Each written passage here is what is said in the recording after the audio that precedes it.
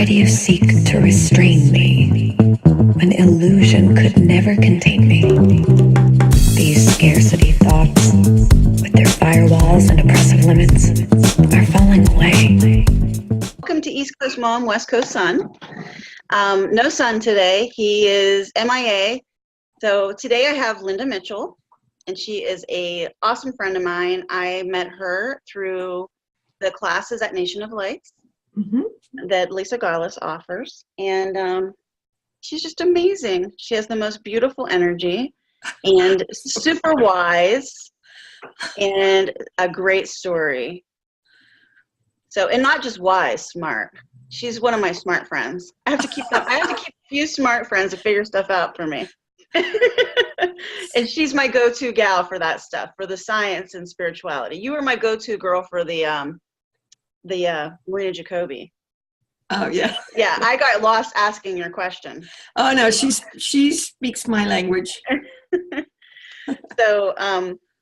So today we are going to spend some time with Linda, and she's going to share her perspective, and I'm sure you'll enjoy it just as much as I do. So Linda, will you tell us a little bit about yourself? Well, hi, I'm Linda Mitchel. I live in San Antonio, Texas. And like Charlotte said, we discovered each other on Nation of Lights, and we clicked immediately. We discovered later, looking at astrology charts, that I don't know if any of you could look at South Node, North Node, but we're opposites. So we're perfect complementary for each other in the perspective where my strength is feeding in, my weakness is feeding into her strength, and her weakness is feeding, and we complement each other beautifully. So I just love that. And we just love to get together and gab. But, I'll give you a quick background on who I am. I was born, I'm 70 years old, and I have two daughters and a passel of grandkids, seven officially, 4 by birth, by bloodline, anyway. But I was born wide open, as I'm sure we all are. And I know that before I started shutting down, I can just share one experience where I had a reincarnation memory when I was about 6 and touring a castle in Salzburg, Austria. And my mother said she'd never believed in reincarnation, because I was so certain, and apparently told them what was going to be around the next corner. But then about age 6, 7, I was in a military family, started, through their love and wanting to protect me and keep me safe, started shutting me down. Society, that happens, it's happened to all of us. So we start putting, as Charlotte loves to call them, and that's a very good term, filters. We put our filters up. So I start, putting the survival filters up. And lost my connection, at least awareness of my connection to my spirituality. Then I grew up, I got married too young, had kids too young, got divorced too young. And then I actually experimented. I was a child, I'm a real hippie. I was from the real hippies. And I experimented with marijuana in my early 20s. And it opened me, I know this is bad self, but it really did. It opened me up again. When I shut down, I lost all introspection. And when I smoked marijuana, the introspection came back. It's like I opened back up again. I started seeking again. I got very much into yoga and palmistry and astrology and seeking. I really, when I read the Tao Te King, it just every cell in my body vibrated. But then I also was a single mother with 2 kids and realized that I needed to be a little more responsible. So I kind of turned away again and focused very much on being a good provider. And my whole life has just been, I don't know what I did in my past lives, but it's just, I've had challenges, but they always put me in the right place. And I've been very lucky. I ended up having a very successful career in computers, and was able to retire comfortably at age 60. But during that time, a friend of mine came to me and said, I just learned this new thing. It's called EFT. You want to play. And it turns out that's emotion freedom techniques, if you haven't heard of that. And that kind of kicked me back again into, oh, wait a minute. And I started seeking again. And during that process, one thing I discovered was a group called the ARE, the Association for Research and Enlightenment, which are people who follow the readings of Edgar Cayce. And if you've never looked at him, at his readings, he basically, what came through him was truth, the total truth. There's so many people coming through now that are saying the same thing from a different perspective. And I just accidentally discovered the ARE. And when I went to my very first retreat, while I was sleeping in those elevated energies of over 100 people that were there, spirit woke up in me. You can call it Kundalini, you can call it spirit, you can your true self, but something woke up inside me, and it's been with me ever since.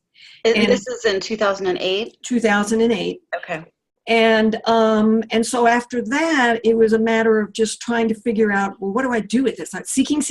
What is this? It's a Kundalini, trying to do Kundalini yoga, trying to do. Did you know then that what Kundalini was and that it was possibly No. Kundalini? Okay. No, I didn't. And I didn't have this thing that roars through you. And it was not this traumatic. It was just, there was energy moving inside my body. And it was like it was going around, bumping into things and moving through things. It was like 4 or 5 years, and I actually had a very real experience of it moving through my diaphragm. And since then, it's very much concentrated on my heart and throat chakra, some of up in the head, but it's mainly been my heart and throat chakra. And I've realized that it's my true self, it's my inner knowing, it's my compass, my guide, that is showing me my way. I used to try to put all these labels on it. Is it breaking through blockages, or is it? And what I've come to learn is that it's just me opening up to me, and you can call them portals. But so I've been learning over the years through meditation to learn how to be with it and surrender through it. And then I joined the Nation of Lights, and Lisa started really pushing me out of my comfort zone into, you can't just meditate, you can't just sit and surrender. You've got to be an active participant, and you've got to ask questions. As you raise your vibration, you're opening up, because it's like we're looking at a very, very, what's out there is like way, way expanded, but what we're looking at is just a teeny, tiny, narrow bandwidth, like on your radio, of what our filters have filtered out to what we can see. And as you start removing those filters, what's available to you to interact with expands and expands and expands, and it never ends. None of this ever ends. It expands and expands, and it will expand forever and ever. And I forgot what I was talking about. But the Kundalini and what you. Oh yeah. So what I've learned, and what Lisa was pushing me to, and I did that. I went and I found, oh yeah, I can meditate. Oh wow, I have these. I'm not making this up. This is really cool stuff happening. But I'm really also realizing that I've got to honor this energy that's inside me, and that's where my primary focus is now. Okay. And what are you doing to focus on that energy right now? How are you cultivating that? Like, how are you handling that right now? Well, it's a lot of what you and I have talked about. You've been very helpful to me in helping me put some language around what I was doing in terms of, the energy's always there. So what I'm doing is trying to figure out, how do I dance with the energy to where it's the greatest benefit for my spirit to expand. And so I go into meditation. I go to what I call my still point. It's really, because like you said, we're not really this body. We're not even really in this body. It's like the avatar. So what you do, a trick that I got from an ARE speaker once that really helped me was, I become aware of being aware. And you can keep going with that. Aware of being aware of being aware of being aware. But what that does is that helps you pull back from all of the connections that you have to your physicality and your mind and your programs, and allows you to come to a place where then you can recognize, and then that's when we can start talking about the science of spirituality, that this is just, I'm just a game player on a game board, and all I have to do is be present and see what arises and be excited about what arises and try to make the choice that will raise my vibration is higher, and that's all I do. And when I do that, the energy,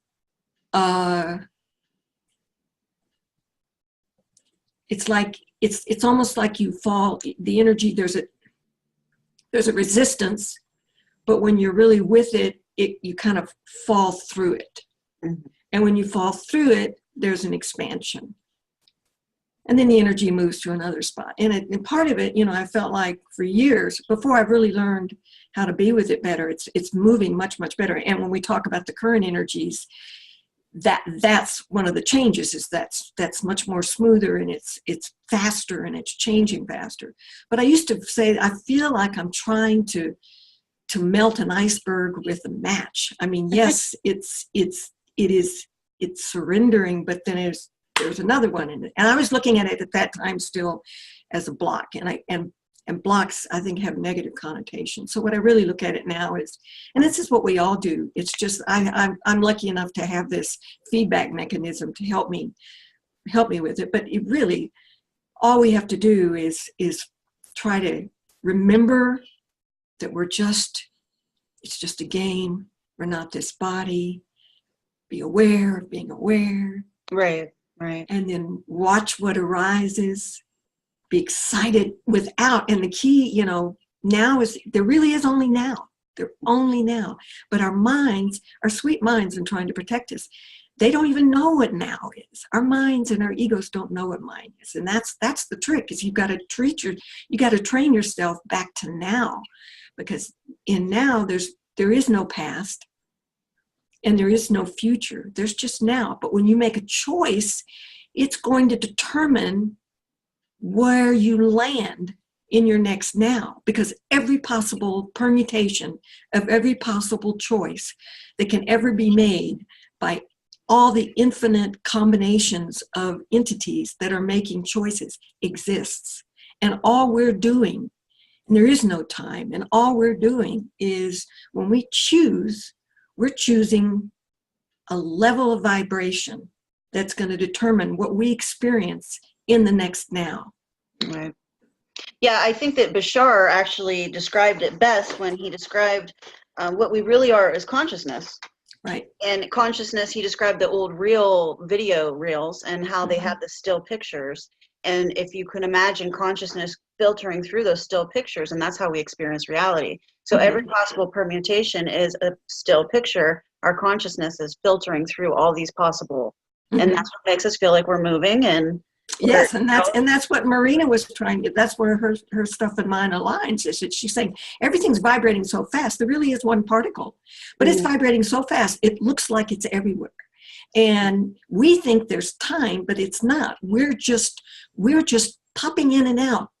We're just popping in and out of all these dimensions and now moments, possible combinations of now moments based on the choices of everything. Right. So think it's fun. Oh yeah, it definitely is fun. It definitely is fun. But I think it's so multidimensional and so multifaceted that we can get lost in the little pieces, because we like to compartmentalize as human beings, right? Yes. We've got all these labels and all these, and everything goes in its place. And I saw that you made notes. Yeah. That reminds me of the human. That's the human, because the human's mind goes, why did I come in this room? What was I saying? So if I don't have notes, I'll be doing just like I did, and I forgot what I was saying. But we get lost in these small places, right? These compartments that we had, but there's so much. So we just start by saying that we're awareness. You know, how I started practicing this was I would imagine myself watching myself from behind while I was vacuum cleaning. Yes, that's perfect. That's the aware of being aware. Right. That's a perfect practice. Right. So, and I didn't even know what I was doing. I just, I knew that I wasn't this body, and I had to find that place. Yeah. So I thought, well, I got to get out of my body. That was the first instinct, was get out of the body and start watching the body. And then I would discover that I wasn't really my body. Because if I could watch myself from outside of my body, that means that I'm not my body. Yeah. And see, so, this goes with what we were talking about. But your South Node, you came in already so psychically developed that you just don't even realize it. You say it's so easy. Isn't everybody else like this? And no, we're not. Well, here's the problem. Because it's so easy and so natural to me, I don't realize that I do have it. So my whole life I've been seeking it, waiting for some big kaboom, great thing that's supposed to happen. And I've been doing it the whole time. So every time I would go and ask these different channelers or spiritual teachers, what am I doing wrong? And they're like, you're making it way too complicated. Yeah. But I didn't know. They could have just told me, hey, you're already doing it. That would have been much easier. They just told me I was making it too complicated. Which it was like saying, what do you do then? I don't understand. I just couldn't understand. But now, and you explained it to me perfectly, so thank you. I didn't even realize that until just the other day when you told me that. That it was when you come in like that. So I'd never shared the experience with you that my whole life I'd been able to see entities. And when I was 18 years old, I had my own apartment, and I wasn't getting any sleep because I didn't know. I was never cultivated. I was afraid of it. I thought there was something wrong with me. Yeah, our society is scared. Right. Yeah. And so I demanded that I no longer wanted this. And so I had this entity, and I remember just the feeling of having them in the room with me was this. Every cell in my body was vibrating, and I felt like this deep love. Love isn't even the right word. Yeah. It's just this blissful, crying, emotional. And then when they left, I remember not wanting them to leave, but they took it away from me. And I guess it was Archangel Michael. It's which later I came to keep running into this Archangel Michael. And then I found out that it was actually an ET. That it's not, you know what I mean? That it's not, because I had my human teaching, that we have these angels. But anyways, make a long story short, I didn't realize that it was just normal for me. And so now you can relax and play. Yeah. And in some ways, I mean, it does take away that constant seeking a little bit. It takes, because I still have that drive. That drive of seeking. Which is beautiful because you never stop expanding. Right. It helps with that part, right? So it helps so that I don't seek, but it helps me so that I can work on the expansion, focus more on the expansion and not so much on the seeking. Yes. It answers a lot of questions when you realize that I'm already whole. It's amazing how we really diminish ourselves. And I think it's we're all already whole. We're all right. That. It's just that through our conditioning in our lifetimes, the layers of what we've coded over ourselves are different. So that, and you have, through your past life experiences, been able to slough off enough of that to let that part of you show and mature more than many others of us.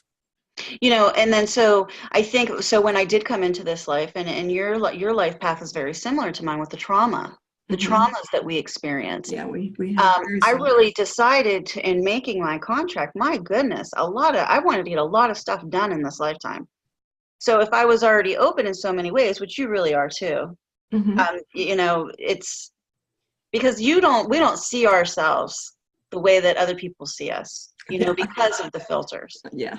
And I want to talk about that is your meditations. You have some of the most amazing meditations, and your ability to actually put them into words in writing. And then when you read them, so if I were to read one of your meditations, and when you've read them to me, it's almost like I'm there. and the experience is so visceral. I mean, it's amazing. The colors and some very in-depth, detailed.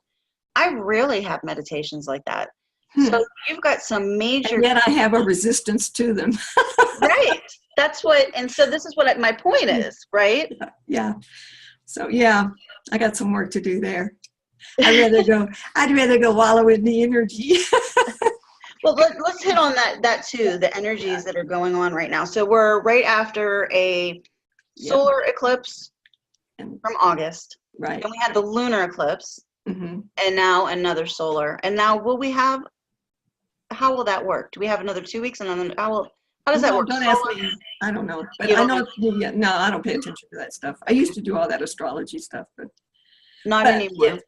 But it doesn't matter. We're heading to the equinox. I mean, it's basically the energy is ramping up. Right.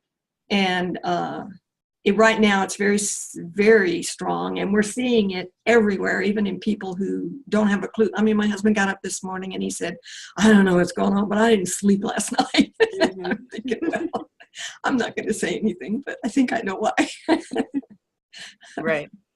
Right. So the people that we know, not just your husband, but a lot of the people that we know and the people that we're seeing, this energy is meant to cleanse us in some ways. Yes. And if we don't allow it, and I've been telling my son, if you don't do this now, you're not going to like what it feels like later, because it is going to keep intensifying. And now I'm seeing people really being thrown into depression.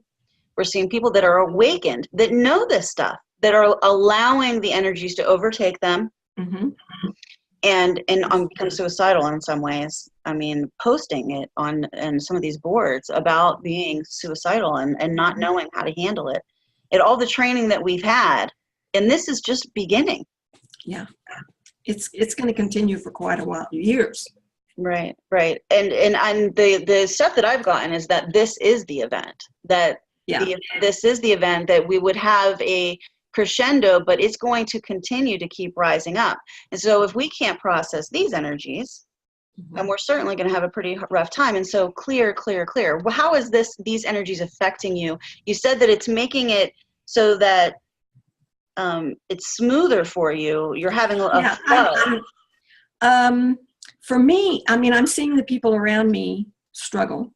I think the more you've done the work, you're still going to experience, like I've got something on my nose that I've got to go see the doctor about and that kind of stuff. But I think I'm moving through it pretty easily. What I'm finding is I've ever since the energy woke up in me, I spend many hours a night awake just with the energy, but I get up in the morning and it's like I've had a full night's sleep. But my dreams have been much more vivid. And when the energy does wake me up, it's smoother. And then I found that I still have it's like everything runs in waves. You'll drop down into thinking, oh God, I'm falling back into my old patterns. But and then the energy will come in, and then all of a sudden it's easy. You find yourself making choices more easily. I used to be the kind of person that would, like a perpetual pillow fluffer. I was always taking care of everybody else. And then you get to where, you feel this sense of obligation, but still doing it. And just recently it's like, no, I'm not doing that. And people shocked.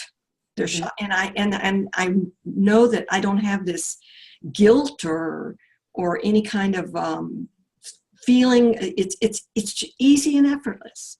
Making choices that are smooth. Yeah, but that's what's happened since this change.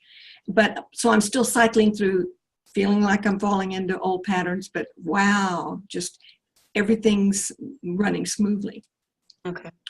But for the people around me, I've got a daughter who's she's very much aware of what's going on. In fact, I call her, I think she's a spiritual warrior, but her belief is so strong that she's going to be okay. Her choices in her life are not good. So she's always in chaos. She doesn't know how to set boundaries. She's got a heart this big. She can't say no to anybody. She's out. So she's always overextending herself, never having boundaries. And so there's chaos all the time. And yet she always lands on her feet. And with what's happening here, she's saying, I can't sleep. When is this curse? When is this going to be over? I know what's going on, but I'm sick of it.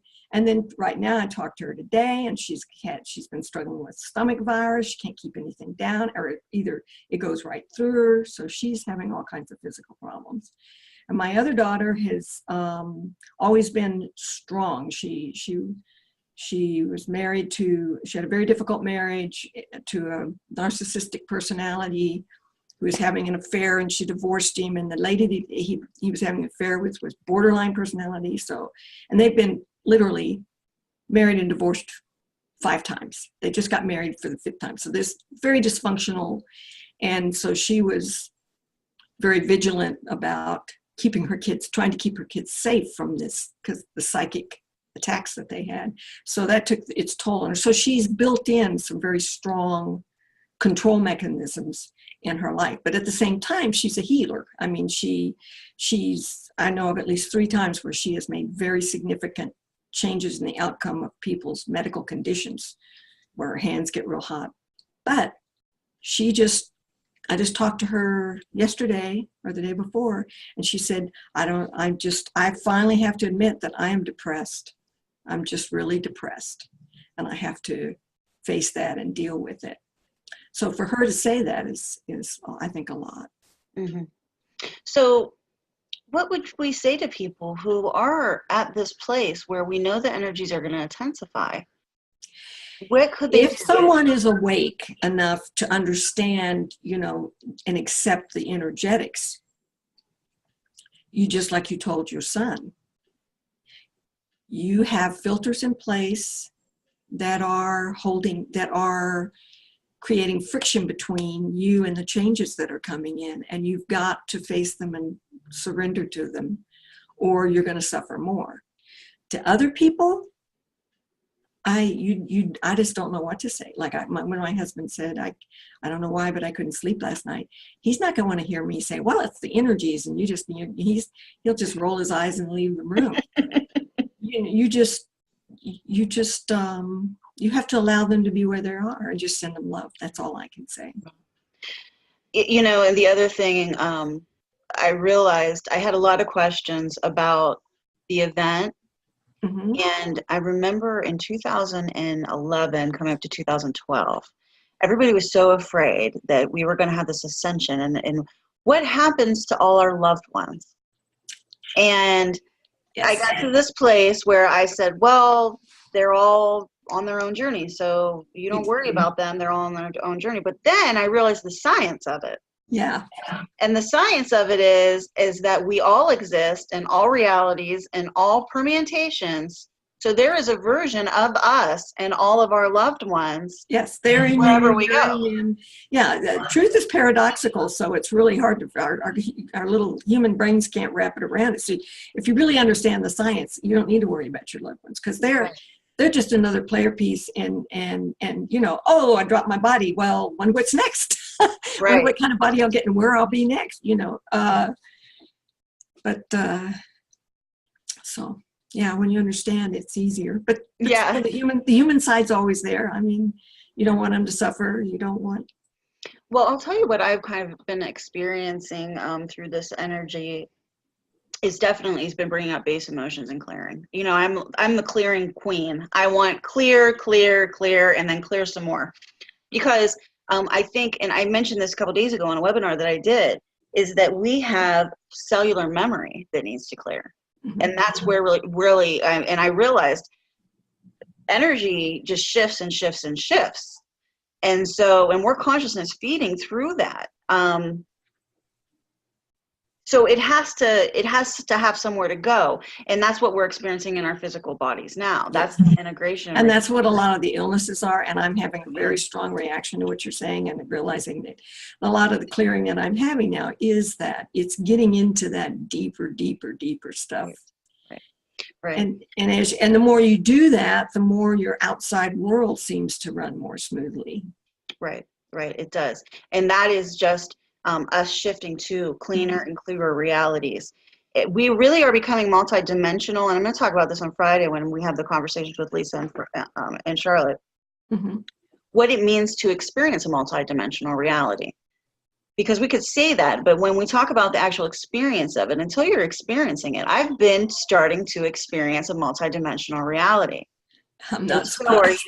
Well, so are you. You are too, because you're talking about it. I'm hearing it in your words. You're saying your life is getting easier. It's flowing. Yes. It's easier to make the choice. Yeah, but I still dip down into, watching people. I say, I don't want to leave the house. Everybody's in a hurry, and they're not very nice to each other. That's where I was going next. That was going to be the next thing we're going to talk about, because that's one of the things I've been struggling with too. Is that very same thing. And this morning I thought, gosh, my whole perception of reality has shifted so much that I am so not like the rest of society. My basic thought processes, the way that I view reality, and I really don't fit now at all. And I've started to wonder, but you have to go out there and. No, you do. Yeah. You do. And you can make a choice whether you want to show your colors or not. You can you spread your vibration through love and smiling, and you don't have to say anything. Well, I'm not saying I'm all sweetness and roses out there too. Sometimes I'll get upset. I get, but I don't react like I used to, but I will have a thought rise like, I can't believe that person just did that. Well, well, it doesn't matter. Your reaction to it is what matters, and those reactions will come up. But my awareness of it is different. It's like I don't react. I see a thought rising. Where observation mode. More in my observation. Right. But sometimes I'll get ticked off. My husband, I'll go, damn it. Well, today I actually questioned myself. I was making the beds, and I haven't done this since I've started this journey. I questioned myself if I've gone too far. And that's the first time I've ever had that thought. And I don't know why that, and I'm wondering if it has something to do with these last little ties to this expansion. That's fear of letting go. Yeah. I'm right. I feel like I must be right at the cusp of something big to have those thoughts. Well, that fear of letting go is and that's one I hit, and I don't know, I have not gotten past it, is who will I be? No one will want to be, I will be all alone. Yeah. I remember when you said that, a fear of not existing. And my whole body was in, from head to toe, and I'm still getting it now, the fear of being alone. It's all these little human things that, even when we're born into this bodies, and I think we have that. That's one of the first filters we experience, is that lack of control. That fear of not, having the compassion and the what we need.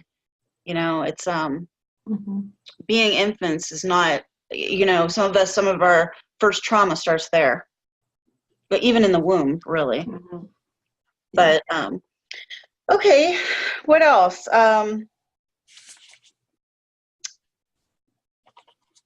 Blood pressure and all the experiences that we're having right now, the physical stuff.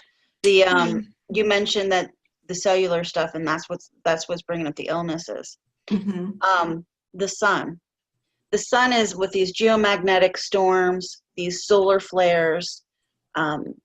We definitely don't understand what the solar system is, what space is, what the sun is. We know what we've been taught, which is basically theory, but we don't quite understand how these things work. And since we've been getting these solar flares, we've always got them. But now I feel them in my body. When the sun is very active, I feel it in my heart. And it literally feels like I am being shocked. and I want to go into anxiety attack because that's what it feels like at the precipice of an anxiety attack. And then, or I've been learning to take it the other way, where it's just the beginning of this electrical transformation. But wanted to ask you, you've had a couple times where you said coming back into the body where you feel like you're not quite in your body. Mm-hmm. What does that feel like? Because I'm thinking they might be the same thing. What I'm experiencing and what you're talking about might be the same thing. Because it's a very awkward, uncomfortable feeling. It's not a good feeling.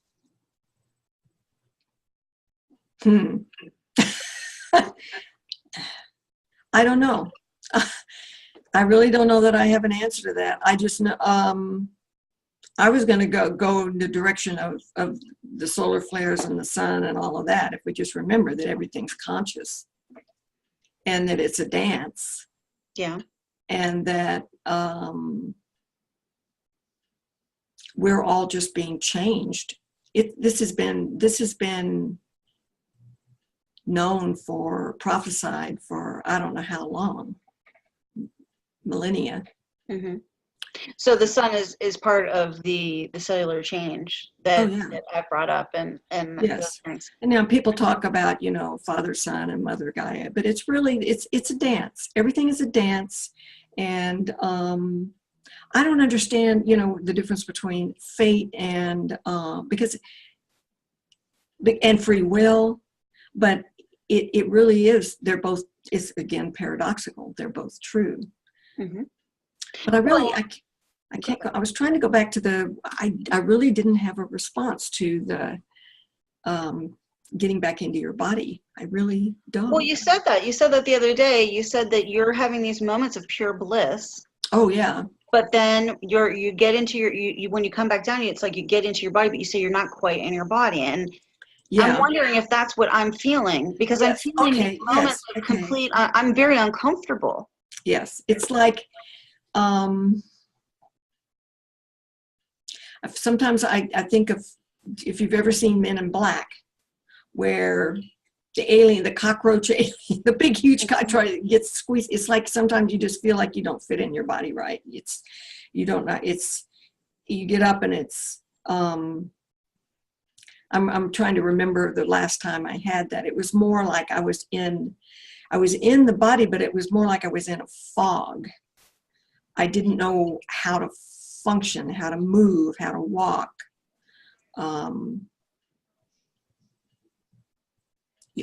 There's this lightheaded, very lightheaded, spacey. You kind of, it's sort of, I was hoping I didn't have to do anything responsible for a couple of hours until I could figure out how to get through. But the best word I have is this fog, this dense fog of not knowing how to interact with the body I was in and the space around me and the information that was coming at me. And I would have that. I think that's more of a recent thing for me. That's something that's part of what's been happening since the lunar eclipse. Well, I've been having similar stuff since the lunar eclipse, and I thought it was electricity from the sun, what I'm feeling. And when you said that the other day, I thought, well, maybe that's what I'm experiencing, because it's not. I had forgotten it. That's why I look so blank. I'd forgotten it. Then when you repeated back the whole string of what I said, I went, oh yeah, I'd forgotten that. But I haven't had that much of that, but I've had it, and it has been since then. Well, I've been experiencing a lot of vision distortion, spacey, where I feel like I'm way taller than I am, like I'm not viewing from my eyes, cloudy, tunnel vision, you know what I mean? Just kind of out of it. And it feels like you're not in your body. And that's a really good description for it. And I don't like the way it feels at all. It makes me panicky. I think that's why I'm getting that panicky feeling that's causing that the beginning of an anxiety attack. So I thought it was the sun and it was electricity. That's funny. I don't get panicked. I get more, it's like, I just hope this is cool. I just hope I don't have to be like normal for a while, you know. Well, I think it's just like the things that the human, those filters that we have, and one of mine still is a fear of some health issue. You know, I have to, when I get like that, what I do is I say to myself, well, I'm pure consciousness, and if I die, so what? I go, you know what I mean? Like I had to conquer that first, the fear of death, which is, I think, ingrained at a DNA level in the human. So once I was okay with the death part of it, then I had to figure out what was the next thing. You know, was it pain? What is the fear? You know what I mean? Until I could get comfortable with being okay with feeling like that. Yeah. I've also been a person who couldn't do drugs that made me feel like I was out of control. Yeah. Because I need that control feeling. So this is one of those things that has to clear in me. Yeah. Maybe that's why I'm feeling like that. It is good, but you've labeled, you've accurately, it is a matter of control. It's a fear of losing control. Yeah. And then the thing that I just had when I was making the bed this morning about, have I gone too far? Yeah. The letting go. See, and this is, folks, who anybody's watching, this is the stuff I'm talking about. So this is the clearing. This is the stuff that these energies are moving. Yeah. So that was a great example of how you and I will get together to figure out what we're experiencing. Yes. And that's why we need each other. We need these partnerships so that we can bounce these ideas between each other so we can expand. And you realize that someone else is having the same experience and you thought you were the only one. Right. And it really does help when you realize everybody else is having it too. Yeah. I mean, not that's everybody. what I get with when we do our the girl, I tell my husband I'm going to my girls' gab fest when we get together to talk, because you can bounce stuff off and realize that a lot of similarities. Right. Yeah. Right. So I had, you were speaking about the change. I have something that's been happening to me for years now, and I think it's cool. My husband goes, when I tell my doctor, he has me tell my doctor about it, and my doctor gets all concerned, and I go, but it's cool. It's no problem, but I will have visual things where it's usually after we've taken a walk, and I will see, like, can you see me? Yes, no, I can. Okay, yes, I can see you. Okay, but where it's like this aura that goes, completely fills my vision, both eyes, and it's lavender. There's a black background, it's kind of got white edge, and I just sit there and I say, oh, this is so cool, this is so cool, it's so cool. And my doctor says, oh, you're having migraines. Are you getting headaches? I say, no, it's just really cool. I love it. It's just that I can't do anything else until it clears because my vision is gone. And when I was in Spain, I had a trauma where I fell and hit my knee on a cobblestone street, and it was like a ramrod, and apparently jiggled my occipital lobe of my brain, and everything turned that lavender. I was going, this is so cool. I think I'm going to throw up. This is so cool.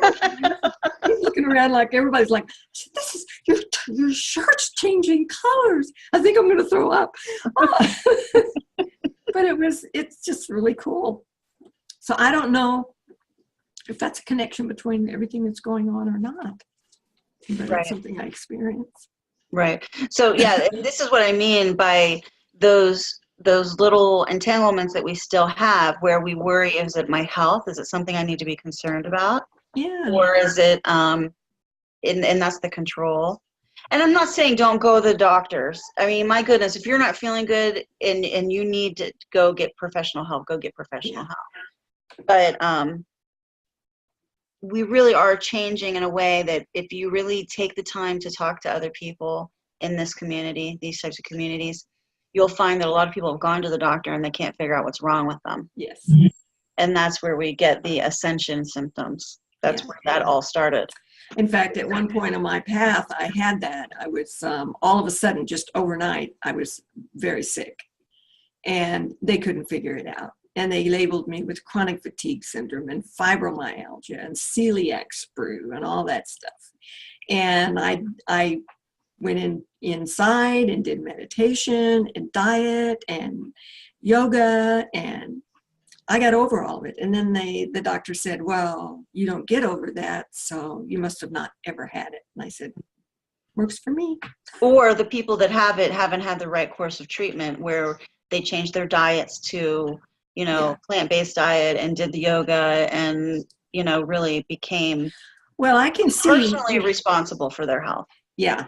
And I really saw that. I joined a group for fibromyalgia support group, and when I literally lived on willpower for like 5 years, and it's very seductive to seek refuge in your illness, to become the victim of your disease. But I just flat refused. In fact, my rheumatologist said she loved it when I came in because I wanted to get better. And so many of these other people just had given up and so we have to take responsibility. Right. And that is so amazing. I sometimes forget about the early journey. Mm-hmm. But we are at this level where we're talking about the energies and the flow and, the great meditations and all that stuff. But the early journey was really about not being the victim anymore, about taking full control. And that's where I had to take control and responsibility. And now I have to let go. Mm-hmm. It's, but in the beginning, I was, whatever I was, and I was willing to just be that forever. And just, I don't know what had happened. I was probably circling the drain at some point, Yeah. I read a thing that somebody posted on Lisa's site the other day about somebody that experienced her parallel life death, because that's something that we are experiencing. I've been having dreams about experiencing my own death several different ways. Yeah, I haven't had that. I remember you sharing that, but I haven't had that. I've had very vivid dreams, but I'm not dying. I'm flying. There's things like that. Flying. No, no parallel lives or different circumstances where you're in a life. And I'm usually working hard with other people, doing things. Very busy. I remember, like training, classrooms, lots of that kind of stuff. I don't know. I can't.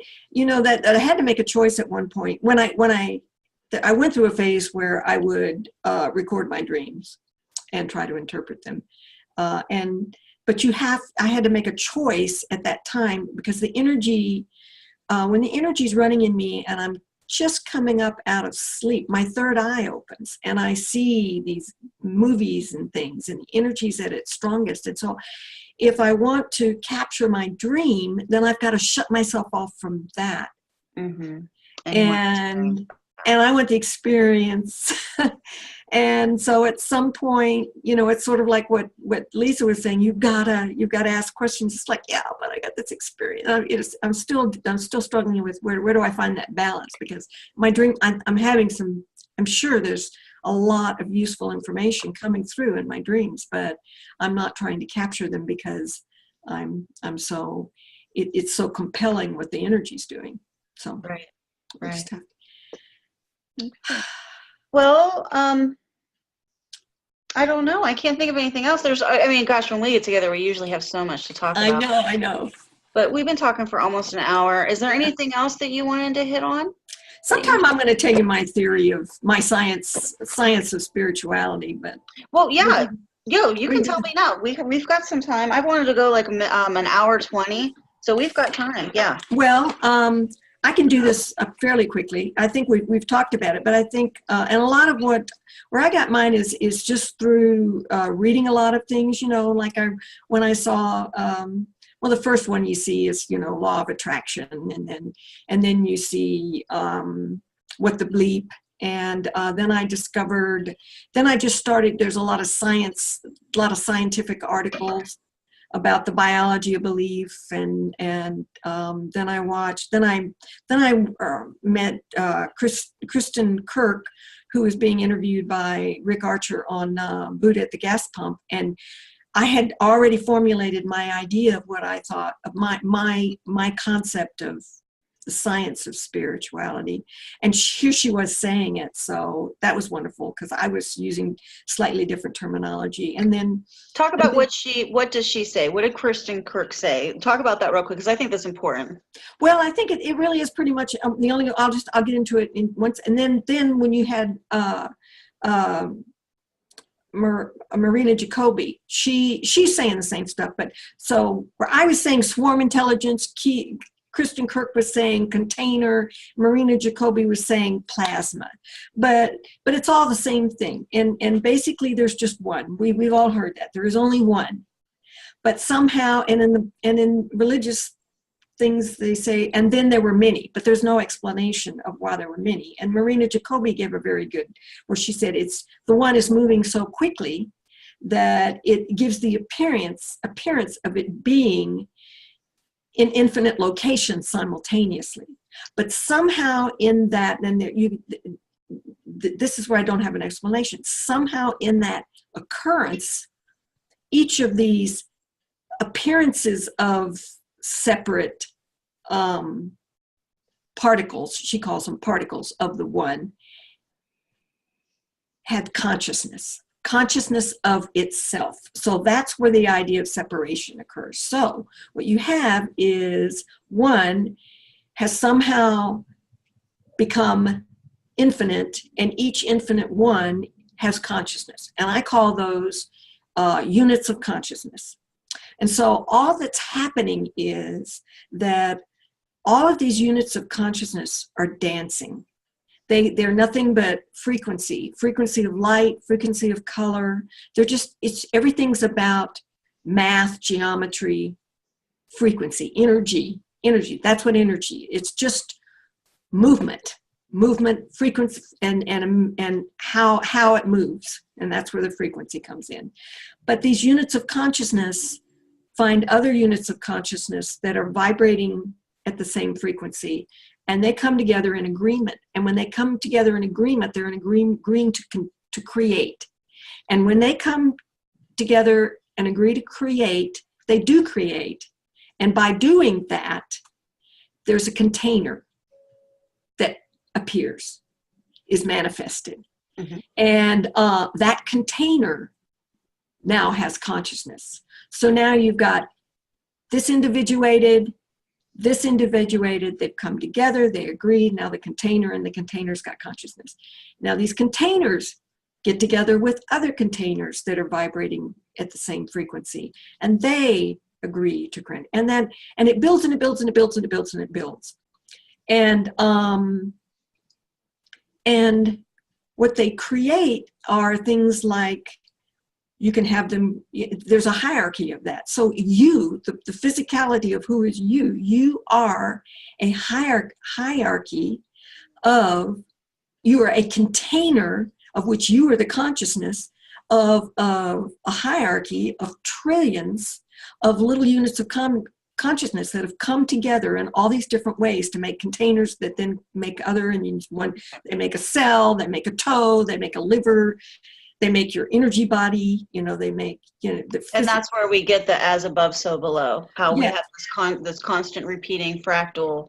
And and everything is still, and I don't even want to try to get into the fractals and everything is in the entire universe is in you, and you are in the universe.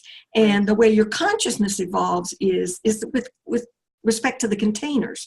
That consciousness, your first time your consciousness is associated with the container. It could be with, a rock or bacteria, but then as you mature, as you expand, then you get to be the consciousness that's associated with a different container and a different container. And then when you have in your human body, you are, then in addition to that, so you are the consciousness of the container that is you, and you want to, when you evolve, your consciousness moves to another container that can handle your your frequency now, because when you're evolving, you're raising your frequency. And these frequencies create strata. There's like stratas of frequencies. People call them dimensions, they call them densities. I like the word game board. So you have a game board. And on that game board, so we as human beings exist on the game board called three-dimensional. And each game board has rules for when you come together and you create. They have rules for how you create at that level. So in ours, there's time and there's space and there's density. So there's linear time and the concept of all of that. But when you, and so our job is, and so we're just a player piece. And so that's why I'm talking about being aware of being aware. When you realize that, you know that in every moment you're choosing, and all you want to do is you want to choose the highest choice. And this is what Marina was saying, the highest choice you can, because you want to raise your vibration. And then as you raise your vibration, those filters start going and you're aware more and more. Then you see other game boards and, oh, wow, I can go up to that game board because my vibration, I can raise my vibration. And as you go up game boards, you can't affect change up, but you can affect change down. They've always, like Einstein said, you cannot correct a problem at the same level that it was created. That's what you have to go up to, like when I asked a lady, I saw her bend a spoon, and I said, how did you do that? And she said, I just raised my vibration to a higher dimension and then reached back down to this one, where knowing the reality that there is no spoon, just like in the movie, and bent it. And then every time you raise your vibration, because you are a cell you are a part of another container. You as a human being, you are a container within another container. There's your family container, there's your community container, your country, the world, the human collective. And since we're all one, every time you raise your vibration, that's going out and it's affecting everybody else. And so what's happening is with these changes is that those of us that know that we're game pieces and we're on the board, this game board, and we know the rules of this game and are playing that game, we are helping the collective. And eventually, that's why they say when Jesus says no man can be left, no one will be left behind, because the whole collective, once everybody raises their vibration enough, then the whole collective's vibration raises. And then everybody moves out of 3D, the whole collective, into a new dimension. And that's where the predictions, I've seen it in Mayan predictions, Egyptian predictions. Edgar Cayce, there's a wonderful book that was written by John Van Auken about this. And what he was saying is that will be 2038. 2038 is when, and it's not going to be in the blink of an eye, things aren't going to, all of a sudden everybody's going to be happy and beautiful. It's just, all that means is that as of 2038, enough of the vibration has been raised enough that the collective is ready to start moving as a collective higher and expanding more. But by then, we'll already have laid the groundwork. Oh, so, yeah. Go ahead. That was it. Perfect. That's perfect. It's beautiful, and truth is paradoxical. So anytime you try to figure anything out, it's paradoxical. Well, yeah, it's because, and I went through this. Remember, I went through this a couple months ago, where there's the truth, and then you change your perspective, and that truth becomes not necessarily true from a different perspective. Right. When we're here in this duality, and then we raise our perspective to a place where there is no duality. There, it doesn't matter. It's just data. It's just information. Everything's just information. Right. From that really perspective. is. Right. So it's all math and science. It's all math, right. And geometry. Right. So, it's and that's what I mean by that's where we're going. We're getting to a place where our consciousness is expanding, so we're able to perceive it from that perspective. First of all, and as individuals, we're going to have more and more people being able to pop up to these other layers and play and come back and affect change here. That's right. True. The collective, that date is more for the collective to finally Be able to go up. be able to, as a collective, to start moving up. Right. Everything's going to be, we're not going to have any of this big event. Like you said, the event has started. Right. And it's going to be, as when I was at a retreat last weekend with a psychic, and he said, it's going to change one hair at a time. Right. And last week when I was talking to Lisa and we were talking about that, and I didn't even think about this, but it really, to have a one event doesn't make any sense. Because how can the soul expand and grow? Right. No. I mean, that just defeats the purpose of the whole concept of even expanding and through experience. But there has to be some of the 100th monkey kind of thing in here too, that if enough, for those of us that are paying attention and playing the game, nothing's going to hold us back from, because you're going to experience a reality based on the choices that you make. Right. And right. So, in my readings, that's what came through. We were asking questions like that, and they said, well, first of all, you're going to experience one thing, and the person you're reading for is going to experience one thing, and then you're going to have the third reality where you two experience it together. Right. So to have it, that's where it's paradoxical, because that's right. That's true. Because you and I, we may be, like I'm already saying, everybody's having, but I'm sitting there going, well, I'm feeling pretty damn good. Right. Right. So we're each creating our own reality. Right. In the hologram. Yes. So it's and we can go play it. It is. But I was going to say the 100 monkey thing. I think that's where the 2038 thing comes in. Is that you've heard the 100th monkey thing, where if enough, then somehow there's this signal sent through monkeydom. It doesn't matter where they are, and they all have that. I think if you want something in the blink of an eye, I think that's what's going to happen when they put that date of 2038 or something on, is that there's going to be enough people that have done the work that the vibration of everybody is going to be raised at least to that threshold level that will allow the whole collective to start moving. I think that information with the 100th monkey is actually found on a cellular level, and that's what we're experiencing right now in the cellular change. So much is stored on these cellular levels, so much data that we just don't understand how DNA and the whole system works. I mean, it's a very multi-dimensional thing that we don't quite comprehend just yet.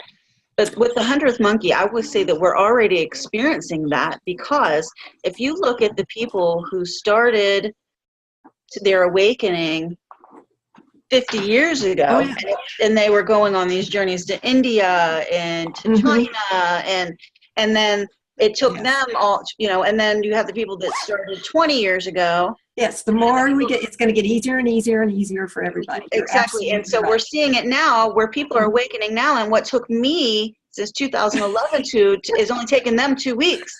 Yeah, that's why we are the bleeding edge. So so we're seeing evidence of that already. Yes. But yeah, that I love the way that you put that. That is what Marina Jacobi was saying, but in a more complicated way, and you really made it so that the layman can understand our reality. So I'm really grateful for you sharing that with us tonight. Thank you so much. And thank you for sharing your experience and your wonderful vibration. I'm forever grateful. I tell people that I've been looking for a friend for a while, the perfect friend. I call it the great white buffalo, and I think I finally found the great white buffalo. Well, it's funny that we just originally clicked, and then we found our North Node, South Node complementary thing. I think it's beautiful. I really think they're beautiful. Yeah. So thank you so much. Thank you for joining me tonight. Oh. Always fun. So you have a great evening, and I will see you Saturday. I'm hoping Friday. Friday. You won't see me, but I'll see you. Okay, yeah. And I like the thing that you're offering your Facebook thing from it's noon to 2 your time. Yeah. I thought I might tell my daughters about that. Yeah, Facebook Fridays, and I figure I'll just be on Facebook all day, right? Just tie the kids up and stick them in a closet. No, actually, Friday is the day that my mother-in-law takes my daughter for a couple hours. So the kids will be in school. The 3-year-old will be gone for a few hours, so that's why I'm able to do it. Now, I don't tie my kids up and put them in closets. Nobody has to call children's services. But it does seem like I do this flawlessly. It's the mute button and a lot of patience. Because I'm sitting here smiling, and they're like killing each other in the back bedroom, pulling hair. And my husband's well, you go be mommy and tell your husband thank you. Well, thank you so much. All right, so I will see you on Saturday, though. We'll have a conversation on Saturday. All right. Okay, bye. Good night. Bye.